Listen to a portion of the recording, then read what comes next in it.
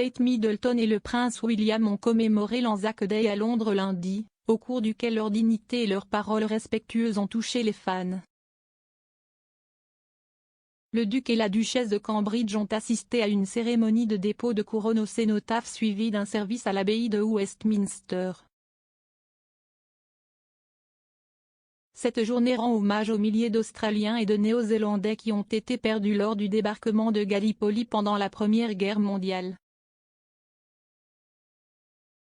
Le message sur la couronne déposée au nom de la reine par le prince William se lit comme suit: en mémoire de ceux qui ont fait le sacrifice ultime pour notre liberté.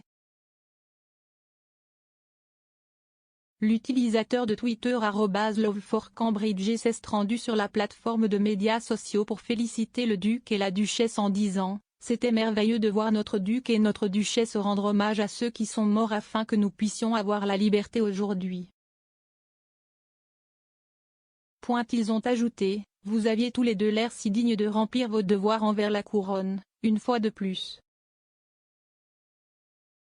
Que Dieu bénisse tout ce que nous avons perdu, et que Dieu vous bénisse tous les deux. L'utilisateur de Twitter @yachtbridge05565695 a déclaré: William et Kate toujours aussi dignes malgré les difficultés et les commentaires inutiles auxquels ils sont actuellement confrontés.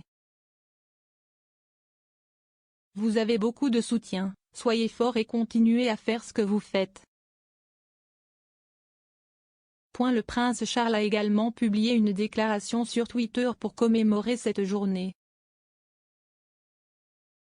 Le communiqué indique que le prince de Galles et la duchesse de Cornouailles pensaient à toutes les troupes courageuses qui ont tant enduré en 1915.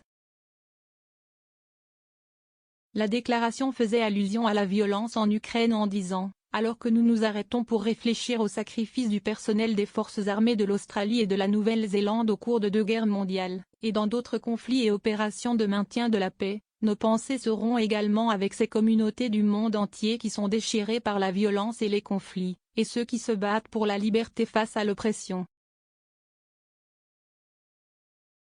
Le doyen de Westminster a discuté plus directement du conflit ukrainien pendant le service en déclarant: dans les foxholes d'Anzac Cove, les bunkers des villes brisées d'Ukraine, dans les profondeurs de l'éloignement et de l'isolement dans la pandémie, nous apprenons encore et encore ce qu'il doit être rejeté uniquement sur nos ressources humaines. La déclaration de Charles concluait: en 1916, un an après le débarquement de Gallipoli, mon arrière-grand-père, le roi George V, écrivit à propos des premiers Anzacs: ils ont donné leur vie pour une cause suprême dans une vaillante camaraderie. 106 ans plus tard, la camaraderie galante reste une marque distinctive des hommes et des femmes en uniforme de Nouvelle-Zélande et d'Australie. Ne l'oublions pas. Beaucoup ont remercié le prince de Galles pour ses paroles qui sont très appréciées en ce jour sacré. La présence de la duchesse de Cambridge à l'événement commémoratif a été une surprise après qu'un porte-parole du palais de Kensington a déclaré qu'elle avait pu apparaître à la suite de modifications apportées au journal.